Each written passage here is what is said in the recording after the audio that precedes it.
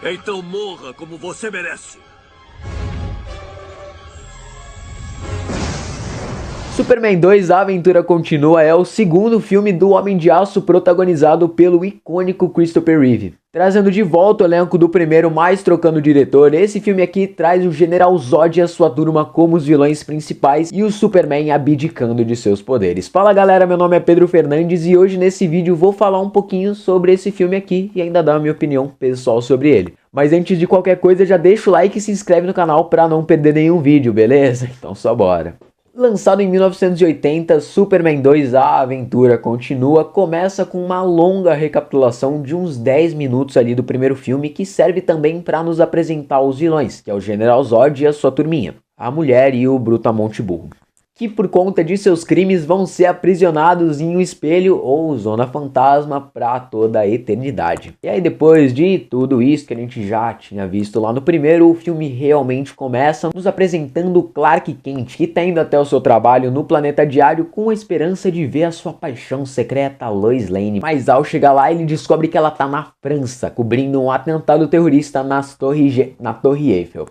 Falando em torre, lembrei de 11 de setembro. E aqui a gente já começa com essa relação da Lois Lane com o Clark Kent, que é muito ruim. Ela tá lá no primeiro filme, mas aqui no segundo é muito mal escrita e incomoda demais. A Lois trata o Clark muito mal e ele tem um amor platônico muito esquisito por ela. Então ele chega lá, aí o Perry White, o chefe, vira pra ele e fala: ó, tá rolando um atentado terrorista lá na França. Ele não tá nem aí, mas quando descobre que a Lois Lane tá lá, ele sai, ele para tudo que tá fazendo, vai embora, faz a ceninha de abrir a roupa e vai lá salvar a mulher. E já que ele já tá lá pra aproveitar, acaba salvando a Torre Eiffel, pegando a bomba dos terroristas e jogando pro espaço. E enquanto isso tá acontecendo, a gente vê o Lex Luthor, vilão do primeiro filme, que aqui volta e tá preso. E no meu vídeo sobre o primeiro filme eu já tinha falado que eu não gostava muito dele. E aqui ele é mal escrito, ele fica totalmente jogado e tem uma bobagem de toda hora virar e falar que é a maior mente criminosa de todos os tempos. Nesse filme inteiro,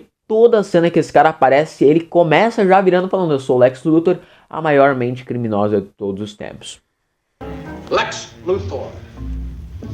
Possibly you've heard the name, the greatest criminal mind on earth. E ele tá fugindo da prisão com a ajuda da senhorita Taskmaster, aquela lá que é a namorada dele no primeiro filme, que no final ajuda o Superman, se volta contra o Lex, mas aqui por algum motivo tá ajudando ele de novo. Sem explicação nenhuma, mas é só aqui no começo, porque depois ela desaparece. E outro que também aparece no começo, mas depois desaparece, é aquele gordinho, aquele capanga gordinho do Lex, que tem uma cena muito engraçada atrapalhando o vilão na sua fuga.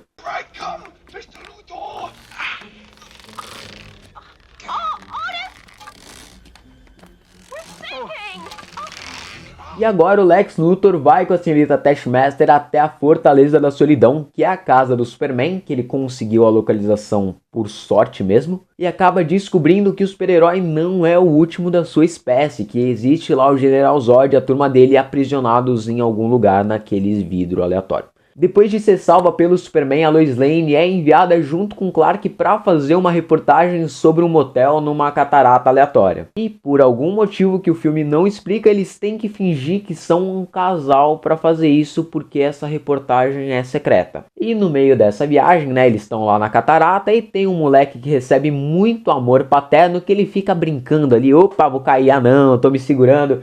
Aí numa dessa que ele tá lá, oi, caiu de verdade, aí aparece o Superman, salva ele, vai embora, todo mundo fica feliz, menos a Lois, que percebe que o Clark desapareceu. E ela começa a perceber que nunca viu o Superman e o Clark juntos no mesmo lugar e tem a certeza de que o repórter é o super-herói. Só por isso, tá? O fato de terem a mesma altura, a mesma cor de cabelo, a mesma cor de olho, não, é só porque eles nunca são vistos no mesmo lugar. E provando que é a Lois Lane, tá? É uma coisa muito Lois Lane de se fazer. A personagem se joga nas cataratas pra ver se o Clark se transforma e salva ela lá numa cena mó legal. Mas não, o Clark acaba usando os poderes pra meio que fingir que foi a natureza que salvou ela, faz umas bobagens, ele tropeça e tal. Ela olha e fala: me enganei, esse otário aí não é o Superman não. Achou errado, otário?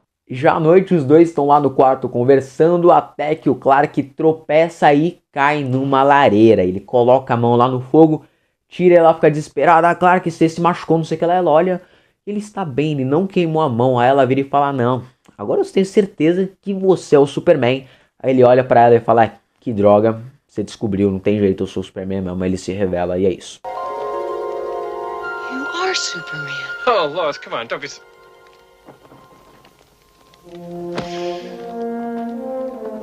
E eu acho essa cena muito ruim, porque ele coloca a mão na lareira por no máximo uns 5 segundos, e só por não ter se queimado já é a prova absoluta de que ele é o Superman, e ele nem consegue rebater. Tipo, na hora que ele olha, é verdade, agora não tem mais o que falar, eu sou o Superman mesmo, e é isso. Que eu acho bem preguiçoso do roteiro. E enquanto esses dois estão nessa enrolação, a bomba que o Superman jogou no espaço lá no começo do filme explode e destrói o vidro que estava aprisionando o Zod e a sua turma, que se soltam e resolvem que vão dominar a Terra. E nessa parte toda a gente tem cenas muito engraçadas do Zod com a turminha dele, tá? Então eles encontrando uns astronautas na Lua, eles indo até uma cidade aleatória lá nos Estados Unidos, eles vão até a Casa Branca e fazem o presidente se ajoelhar perante eles.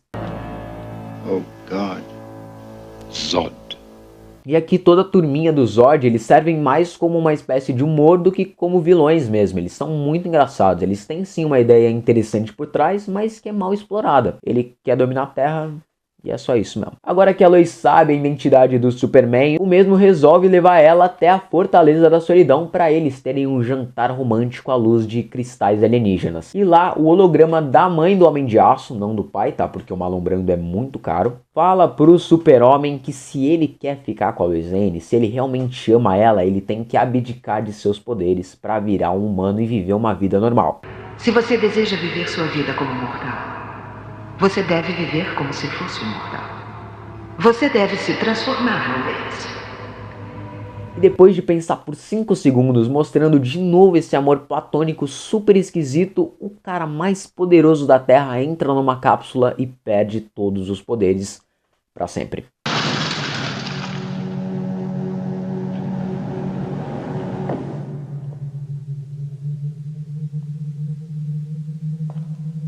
Mas depois de meia hora com essa vida nova, ele acaba descobrindo que o Zod voltou, se aliou com Lex Luthor e percebe que fez besteira. Agora deu caralho mesmo, viu? As atuações e a direção são bem legais, o principal pecado desse filme mesmo é o roteiro. Então tem essas relações mal exploradas, tem esses acontecimentos jogados. Poxa, o Superman ele entra nessa cabine aleatória aí, perde os poderes e o filme dá ênfase que é impossível ele pegar esses poderes de volta, mas depois de 10 minutos ele entra na cápsula de novo e ganha os poderes de volta, volta a ser super poderoso. É um roteiro meio mal escrito, inclusive os personagens super poderosos, né, os kryptonianos, eles têm poderes tirados da bunda. Além dos clássicos como voo, super força, visão de calor, aqui eles conseguem jogar raiozinho aleatório pela mão, eles controlam o objeto pela mente, aqui o Superman consegue tirar o símbolo do traje, transformar numa toalha biodegradável e jogar nos vilões, e aí é isso. Eles têm tudo o que o roteiro quer. E depois de muito lero-lero e porradaria, o Superman leva os vilões até a Fortaleza da Solidão e entra na cápsula para tirar os poderes, de novo meio que para se render ao Zod. Mas de alguma forma que o filme não explica, ele consegue reverter o efeito da cápsula. Então quem tá dentro continua com poder e quem tá fora perde os poderes e assim ele vence todos os vilões.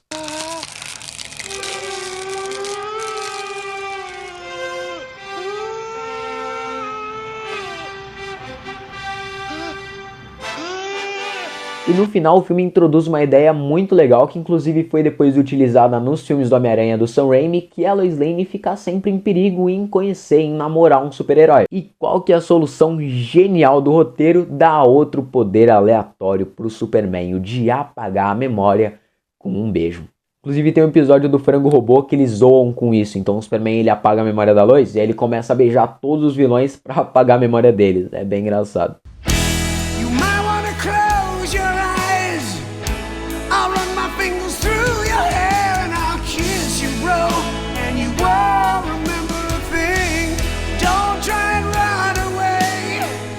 Mas assim, nem dá pra reclamar muito do final, porque esse filme tem muita confusão que envolve os diretores. Então no começo, o Richard Donner, que é o diretor do primeiro filme, meio que gravou junto o primeiro com o segundo. Mas aí por conta de algumas confusões, ele foi demitido e entrou um novo que teve meio que refazer o filme em cima do que o Donner já tinha gravado. Mas em 2006, a Warner, atendendo alguns pedidos dos fãs, acabou lançando a versão do diretor do filme, que no final coloca o Superman pra voltar no tempo de novo. Ele voa ao redor da Terra e volta no tempo de novo. E se no primeiro filme isso já era ruim, aqui no segundo é horroroso. E eu não sei vocês, se vocês preferem ali o final de beijo aleatório, apagador de memória, ou de voltar no tempo de novo, mas eu prefiro a primeira opção. Em geral o filme é bem avaliado, tá? Então lá no IMDb ele recebe 6.8 de nota e no Rotten Tomatoes recebe 88% de aprovação dos críticos e 76% do público. Uma nota pessoal minha pra ele é 6.5. Apesar de ter muitos erros, é um filme legalzinho de assistir, é bem engraçado. Então é isso, espero que vocês tenham gostado do vídeo. Se não deixou o like, já deixa e se inscreve no canal também pra não perder nenhum vídeo. Eu já vou ficando por aqui, até a próxima e falou!